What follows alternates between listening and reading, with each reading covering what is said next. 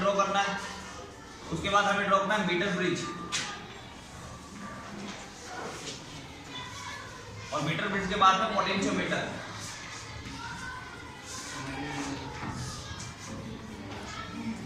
ठीक है, अब ओम्स लॉ के अंदर देखिए क्या करेंगे, हमारे पास एक रजिस्टर है, ये रहा रजिस्टर। इस रजिस्टर को हम सबसे पहले जोड़ेंगे किससे, बैटरी से जोड़ेंगे। ये हो गई बैटरी, लेकिन काफी चीजें हमें और लगानी पड़ती है। एक अमीटर लगाना है, एक वोल्टमीटर। अब ये तो है बैटरी एलिमिनेटर, जो हम बाहर से पावर सप्लाई दे रहे हैं। ये इसका मतलब ये नहीं है कि इसके अक्रॉस पोटेंशियल डिफरेंस है। हम क्या करेंगे, एक तो यहाँ पे सर्किट को जोड़ेंगे, की जोड़ दी। अमीटर सीरीज में जुड़ेगा, अमीटर कहीं भी जोड़ दो यहाँ पे सीरीज में। जैसे मान लो हमने यहाँ पे जोड़ दिया, ये हो गया अमीटर। ठीक है, अमीटर जब भी जोड़ो आप ध्यान रखो, अमीटर को बैटरी के टर्मिनल से ध्यान रखो। बैटरी का नेगेटिव, अमीटर का नेगेटिव, बैटरी का पॉजिटिव, अमीटर का पॉजिटिव। ये नेगेटिव तो यहाँ पे नेगेटिव, यहाँ पे पॉजिटिव आपको मार्क करना है। उसके बाद वोल्टमीटर, ये जो रजिस्टर है इसके थ्रू हमें करंट और पोटेंशियल मेजर करना है। तो इसके थ्रू करंट जाएगा भाई, इसमें इससे जाएगा। लेकिन वोल्टेज मेजर करने के लिए वोल्टमीटर कैसे लगाते हैं, पैरेलल। अब फिर ध्यान से देखो, इसमें करंट की डायरेक्शन क्या है, ये वाली। और करंट कैसे फ्लो करता है, high potential to lower potential. Cell के अंदर lower to higher, but cell के बाहर higher to lower potential current flow करता है। तो यहाँ पर पॉजिटिव और यहाँ पर नेगेटिव। ये हो गई थी। अब होगा क्या, हमें क्या देखना है कि जो रजिस्टर है उसमें करंट, कुछ करंट होगा और कुछ इसका क्या होगा, पोटेंशियल डिफरेंस होगा। ठीक है, अब हमें करंट को चेंज करके पोटेंशियल डिफरेंस में क्या चेंज आता है हमें वो देखना है। कौन सा ग्राफ ड्रॉ करते हैं, आईवी कैरेक्टरिस्टिक्स हम ड्रॉ करते हैं। जैसे हमने डायोड में देखा था, ट्रांजिस्टर में देखा था, सब में आईवी कैरेक्टरिस्टिक्स हम देखते हैं। किसको चेंज करेंगे, या तो वी को चेंज कर दो या आई को चेंज कर दो। हम जनरली किसको चेंज करेंगे, आई को चेंज करेंगे, या वी को, एक ही बात है। उसके लिए हम बाहर एक रजिस्टर लगा के रखते हैं, रियोस्टेट। ये हो गया रियोस्टेट। रियोस्टेट क्या होगा, इसका रेजिस्टेंस चेंज होता रहेगा। अब ये जो वोल्टेज है, ये भी एक रजिस्टर ही है, ये भी रजिस्टर है। इसका वोल्टेज दोनों में शेयर होता है, आपको पता होगा, दोनों सीरीज में लगे हुए हैं। तो अगर हम इसकी वैल्यू बढ़ाएंगे तो सर्किट का ओवरऑल रेजिस्टेंस क्या होगा, बढ़ेगा, तो करंट कम हो जाएगा। तो इसके थ्रू करंट कम होगा। अगर हम इसको कम करेंगे रजिस्टर को, तो इसका जो पोटेंशियल शेयर है वो कम होगा। आपको पता है सीरीज कॉम्बिनेशन में जो पोटेंशियल है वो रेजिस्टेंस के डायरेक्टली प्रोपोर्शनल होता है। जिसका ज्यादा रेजिस्टेंस उसके पास ज्यादा पोटेंशियल होगा। अगर हम इसका रेजिस्टेंस कम करेंगे, इसके पास ज्यादा पोटेंशियल आएगा, तो करंट भी क्या होगा, ज्यादा होगा। तो हम इसके वैल्यू चेंज करेंगे, तो यहाँ पे करंट और वी दोनों चेंज होंगे। और हम क्या बनाएंगे, यहाँ पे ग्राफ प्लॉट कर देंगे। अब इस सर्किट डायग्राम हम ड्रॉ कर लेते हैं, पहले वहां जाते हैं। ड्रॉ करने के लिए ध्यान देना, ये हमारा बैटरी एलिमिनेटर है। तो सबसे पहले बैटरी से हम एक रजिस्टर जोड़ देंगे। सीरीज में क्या आएगा, अमीटर आएगा। ऐसे ध्यान रखो, बैटरी का एक टर्मिनल हमने पकड़ा, जैसे नेगेटिव पकड़ लिया, नेगेटिव से रियोस्टेट का एक टर्मिनल होगा यहाँ पे। रियोस्टेट पे नेगेटिव पॉजिटिव नहीं होता होंगे यहाँ पर। तो बैटरी का एक टर्मिनल लिया, वहां से हम एक तार ले लेंगे, बैटरी एक टर्मिनल से तार जोड़ दिया, फिर रियोस्टेट से जोड़ दिया, फिर रियोस्टेट के दूसरे टर्मिनल से एक तार लिया, वो अमीटर के किससे जोड़ दिया, नेगेटिव से। और अगर इधर से लेके जा रहे हैं तो पॉजिटिव से जोड़ देंगे। फिर अमीटर से एक तार निकाला, वो कहाँ जोड़ दिया, ऊपर आ जाओ, एक बार ऊपर से आ जाओ, इसको भूल जाओ, वोल्ट मीटर से जोड़ दिया। और फिर वोल्ट मीटर का दूसरा बीच में की लगाते हो, वापस यहाँ आ गए। तो सब कुछ कैसे लगाना है, इसको आप एक बार भूल जाओ। तो सब कुछ क्या है भाई, सीरीज में जो है सब कुछ। तो रियोस्टेट, अमीटर, वोल्टमीटर और की सब सीरीज में है। फिर हम क्या करेंगे, यहाँ पे रजिस्टर जोड़ देंगे। वोल्टमीटर के ही जो टर्मिनल है उसके बीच में हम रजिस्टर जोड़ देंगे, तो अपने आप ही क्या होगा, वो कॉम्बिनेशन बन गया। अब इधर आओ, यहाँ पे सर्किट डायग्राम ये, और वोल्टमीटर के साथ ही हमने क्या जोड़ रखा है, रजिस्टर जोड़ रखा है। जोड़ रखा, देखो ये रजिस्टर ये अपना वायर है, इसका कुछ रेजिस्टेंस होगा, ये वोल्टमीटर, ये रजिस्टर जोड़ रखा है। अब हमें ये जोड़ना है, ये चीजें हमें जोड़नी है। इधर ये बैटरी एलिमिनेटर हो गया, ये नेगेटिव, और ये क्या हो गया, पॉजिटिव। हमने क्या करा, बैटरी के चलो पॉजिटिव से स्टार्ट किया, पॉजिटिव पे वायर जोड़ा, और फिर यहाँ से कहाँ जाना है, अमीटर में चले गए सीधे। मान लो अमीटर का क्या जोड़ना पड़ेगा, बैटरी के पॉजिटिव से पॉजिटिव, फिर अमीटर का नेगेटिव, बैटरी, ये नेगेटिव है। अब बीच में इसको ले लेते हैं साथ में, इसमें कोई नेगेटिव पॉजिटिव होता नहीं है, यहाँ जोड़ दिया। अब इसका दूसरा वाला एंड ले लेते हैं यहाँ से, अब बीच में की एक बार हम नहीं लगाते। अब वोल्ट मीटर को ले लेते हैं, या फिर इसको डायरेक्टली यहाँ ले जाते हैं एक बार के लिए, जोड़ दिया। लेकिन बीच में हमने क्या नहीं लगाया, वोल्ट मीटर। तो कहीं से उठा लो यहाँ से, वोल्ट मीटर यहाँ लगा देंगे। लेकिन वोल्ट मीटर कैसे लगेगा, करंट उधर से आ रहा है, करंट उधर से आ रहा है तो इधर पॉजिटिव होगा। तो इसको हमने यहाँ से जोड़ दिया और इसको हमने यहाँ से जोड़ दिया। देखो यहाँ से निकले थे, अमीटर के थ्रू आ गए, वोल्ट मीटर के थ्रू आ गए, रियोस्टेट के थ्रू आ गए, वापस चले गए। बीच में हम कहीं की भी लगा सकते हैं, ठीक है, स्विच ऑफ ऑन करने के लिए। अब इसको ऑन करेंगे, अब इसको भी ऑन कर देंगे। सबसे पहले ये रियोस्टेट है, इससे वोल्टेज सबसे पहले कम रखो ताकि करंट ज़्यादा ना मिले आपको। जैसे इसको ऑन करेंगे आपको वोल्ट मीटर में रीडिंग दिखाई देगी, वोल्ट मीटर में रीडिंग दिख रही है, अमीटर में दिख रही होगी। अब हम क्या करेंगे, यहाँ से रीडिंग ले लेंगे कि कितने वोल्टेज यहाँ पर है, कितने अमीटर यहाँ पर है, नोट कर लेंगे। फिर इसको चेंज करेंगे, ये रियोस्टेट है, इसको चेंज करेंगे। देखो वैल्यू चेंज हो रही है, तो इसको थोड़ा सा चेंज किया, फिर नोट रीडिंग ली, फिर चेंज किया रीडिंग ली, फिर चेंज किया रीडिंग ली, फिर चेंज किया रीडिंग ली, फिर चेंज किया रीडिंग ली। ऐसे आपको कम से कम 5-10 रीडिंग्स लेनी है, मिनिमम 6 रीडिंग्स आपको लेनी है। आपको एक आई की वैल्यू मिलेगी, एक वी की मिलेगी। उधर आके क्या करोगे, V upon I, V upon I क्या होगा, रेजिस्टेंस। ठीक है, एक बार बंद कर दो, हो गया। ये वाला, ये क्या है, तार है। आपको पता है जितना तार की लेंथ होती है उतना ही ज़्यादा क्या होगा, रेजिस्टेंस होगा, because resistance is directly proportional to length. ठीक है, अब मान लो एक टर्मिनल हमने यहाँ लगाया, यहाँ से करंट आएगा।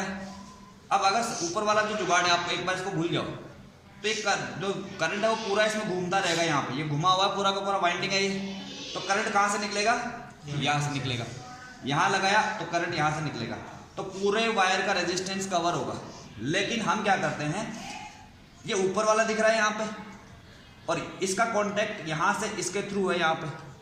तो जैसे ही यहाँ से एक वायर लगाया, अब अगर ये पोजीशन हम चेंज करते हैं, मान लो ये पोजीशन यहाँ पर है, तो करंट इस वायर में घूमेगा, और घूमते घूमते जैसे इसके कांटेक्ट में आएगा वो इसके कांटेक्ट में आ गया, और फिर वायर सीधे करंट यहाँ से आते हुए और दूसरा टर्मिनल हम यहाँ लगा देंगे। तो अगर ये यहाँ पर है, करंट इधर से आ रहा है, तो इस वायर में करंट ने कितना ट्रेवल किया, यहाँ से लेके यहाँ तक, फिर ऊपर से जंप करके आगे हम यहाँ नहीं लगाएंगे, यहाँ लगा देंगे। अगर हमने इसको यहाँ कर दिया, ऐसे कर दिया, अब क्या होगा, करंट यहाँ आया, इतना घुमा, फिर इसके थ्रू इसमें आ गया, और फिर यहाँ से निकल गया। तो अब करंट कितना घुमा, इतना घुमा, तो रेजिस्टेंस क्या हो गया, बढ़ गया। अब ऐसे करने पर रेजिस्टेंस क्या हो रहा है, इंक्रीज हो रहा है, और ऐसे करने पर रेजिस्टेंस क्या हो रहा है, डिक्रीज हो रहा है। बात समझ में आ रही है? तो आपको बस ये देखना है कि करंट कितना फ्लो कर रहा है, यही रियोस्टेट का काम है। स्टॉप कर दो। पहले तो देखो हमारे पास इस सर्किट से यहाँ से हमें एक टेबल बनेगी, और टेबल में अलग अलग रीडिंग पे हम आई की वैल्यू नोट करेंगे, वी की वैल्यू नोट करेंगे, और यहाँ पे सीरियल नंबर होगा 1 2 3 4 ऐसे कुछ। यहाँ पर एक कॉलम होगा जिसमें हम आर की वैल्यू नोट करेंगे। आर क्या होगा, वी बाई आई। तो आर की काफी सारी वैल्यू आ जाएंगी, 4-5 जगह से हम रीडिंग लेंगे। मान लो 6 रीडिंग ली हमने, तो आर की इतनी वैल्यू आ गई। ठीक है भाई, जैसे मान लो 1.2 1.3 1.24 ऐसी कुछ वैल्यू आएंगी, सब अलग अलग आएंगी, थोड़ा थोड़ा वेरिएशन होगा। हम कौन सी वैल्यू को सही लेंगे, कौन सी वैल्यू सही होगी, कोई भी सही नहीं होगी, सबका एवरेज लेंगे। सबका क्या लेना है, एवरेज। तो कुल मिला के हमने क्या फाइंड आउट कर लिया, लेकिन आपका जो प्रैक्टिकल है वो आर फाइंड आउट करने के लिए नहीं है। आपका प्रैक्टिकल है to find the resistivity of this material. So R का फॉर्मूला क्या होता है, रो एल अपॉन ए। तो यहाँ से रेजिस्टिविटी का फॉर्मूला क्या हो गया, R A upon L. R आपके पास ऑलरेडी है, तो आपको इसका, ये आपके पास रजिस्टर है, इसका एक क्रॉस सेक्शनल एरिया और इसकी लेंथ पता करनी है। लेंथ कैसे पता करोगे, आपके पास जो नॉर्मल स्केल है वहां से इसकी क्या कर लोगे, लेंथ मेजर कर लोगे। लेंथ कहाँ तक मेजर करोगे आप ध्यान रखना, जैसे हम इतना तो इस पोर्शन छोड़ देना है आपको, क्योंकि ये पोर्शन तो वहाँ जॉइंट होता है, बाहर एक्स्ट्रा रह जाता है। इधर से भी इतना पोर्शन छोड़ देना, इसको पहले से मोड़ दिया आपने, तो ये तो आपकी लेंथ तो डायरेक्टली मेजर हो जाएगी। दूसरी चीज़ क्या मेजर करनी है, इसका एरिया। एरिया अब देखो लेंथ जब मेजर करोगे इसकी तो किससे मेजर करोगे लेंथ, आप वहाँ पे बताओगे कि आपने लेंथ किससे मेजर करी है, वर्नियर कैलिपर से। तो एक वर्नियर कैलिपर्स की भी टेबल बनेगी वहाँ पे इसकी लेंथ के मेजरमेंट की। दूसरी चीज इसका डायमीटर कैसे मेजर करोगे, क्रॉस सेक्शनल एरिया कैसे मेजर करोगे, यूजिंग अ स्क्रू गोज। और स्क्रू गोज कैसे यूज करते हैं, इसको थोड़ा सा ऐसे ओपन, पहले सबसे पहले हम यहाँ पे देख लेते हैं इसकी स्टार्टिंग कहाँ से हो रही है, क्योंकि स्टार्टिंग में भी 0 0 के सामने नहीं होता, जो एरर होती है जो रीडिंग है हम वहीं से स्टार्ट करेंगे। और फिर इसको थोड़ा सा हम ओपन करेंगे, देख लेंगे कितने डिवीजन से इधर हमने रोटेट किया है, और फिर इसको बीच में क्या करेंगे, यहाँ पे लगा देंगे। इसे बीच में हमने यहाँ लगा दिया, और जितने डिवीजन इसने रोटेट करे इसको हम वापस ये करेंगे। तो अब वापस आपकी ये पोजीशन आ गई। ये तो क्या है, जब इसको फिट कर दिया तब की पोजीशन है। अब यहाँ पे देखो ये 0 के सामने है आपका 95, 0 के सामने क्या है 95 है। अब मान लो इसको मैं हटा लेता हूँ एक बार के लिए, हटा ले, 0 के सामने 95 वाट डिवीजन था यहाँ पे। अब इसको हम बंद करते हैं, वापस बंद करते हैं तो 0 के सामने आपके आ गया 57 आ गया। तो 57 से 95 तक हम पहुंचे, कितना हो गया 38। और आपको यहाँ पे ये जो वर्नियर कैलिपर्स है उसका 100 डिवीजन का मतलब है 1 mm। अगर पूरा ये घूम जाता है तो ये 1 mm हो सकता है, और 1 mm में 100 डिवीजन है। सो 100 division 1 mm, then 30 divisions 1/100 into 38, so this is 0.38 और mm, so this is 3.8, sorry 0.3, देखो इसको mm में, देखो सेंटीमीटर में रखोगे तो क्या हो जाएगा, और कम हो जाएगा वैसे। तो यहाँ से आपने क्या निकाल लिया, अभी ये तो इसका डायमीटर आया है, रेडियस निकलेगी, फिर पाई आर स्क्वायर करके इसका एरिया निकालोगे, और एल आपने निकाल रखी है, आर भी आपने निकाल रखा है, फाइनली आप क्या निकाल लोगे, रेजिस्टिविटी निकाल लोगे। ये आपका प्रैक्टिकल होने वाला है। रीडिंग्स लेने के लिए ये आपके पास अमीटर की पूरा का पूरा रीडिंग है, ठीक है भाई। ये अमीटर लिखा हुआ मतलब अमीटर में वैल्यू है, अगर मिली अमीटर में होगी तो यहाँ पे एमए लिखा होगा। कितने रेंज है इसकी, 3 है। पहला काम आपको इसकी लिस्ट काउंट फाइंड आउट करनी है। लिस्ट काउंट क्या होती है, 0.5, जैसे मान लो ये 30 है, इसमें टोटल कितने डिवीजन छोटे वाले आप काउंट करो, और 3 को उससे डिवाइड कर दो, तो एक डिवीजन कितने का वो पता चल जाएगा। या आप ऐसे कर सकते हो, यहाँ तो देखा 1 है, ये 1 अमीटर है, यहाँ पे 1 एम्पियर, सॉरी ये 1 एम्पियर है। 1 एम्पियर में कितने डिवीजन है, 20 ये 10 डिवीजन है, यहाँ तक 10 और 20 डिवीजन है। सो 1/20 क्या है, एक आपके डिवीजन की वैल्यू है। अब आपको ये मेंशन करना है, जब आप रीडिंग्स लोगे तो आप नंबर ऑफ डिवीजन्स काउंट करोगे, नंबर ऑफ डिवीजन्स, और उनको किससे मल्टीप्लाई करोगे, 1/20 से, 0.05 से मल्टीप्लाई करोगे तो आपका आंसर आएगा एम्पियर में।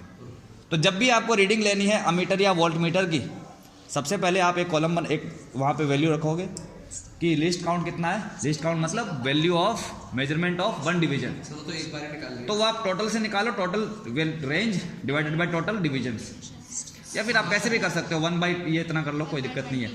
और फिर क्या करोगे, जब रीडिंग लोगे, जैसे ऊपर लिख दिया आपने आई का जो कॉलम होगा वहाँ पे आप लिखोगे n इंटू n, क्या होगा, number of divisions into list count, n into list count हमेशा।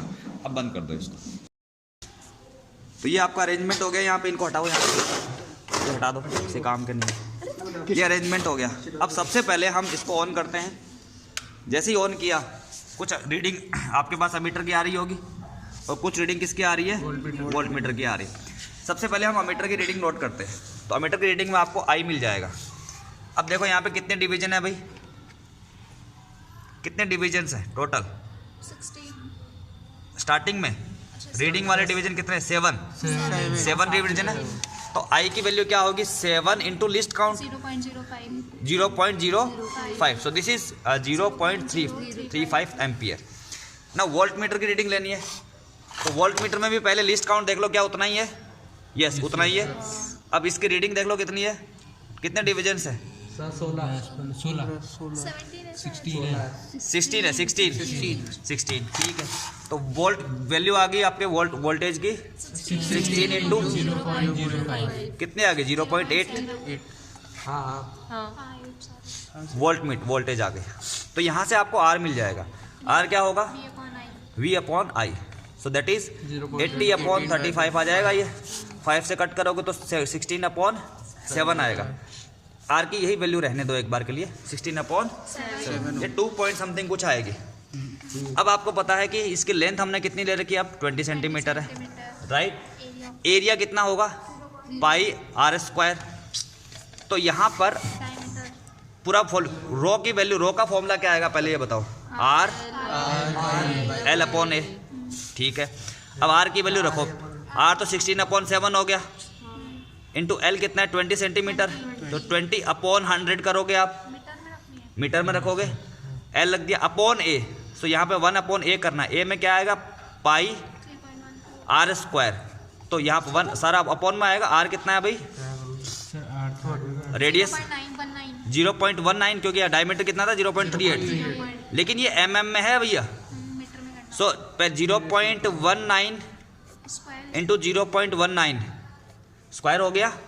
बट यहाँ पर आपको पता है 10 की पावर -3 करनी पड़ेगी, तो ऊपर जाएगी वो 10 की पावर 6 हो जाएगी।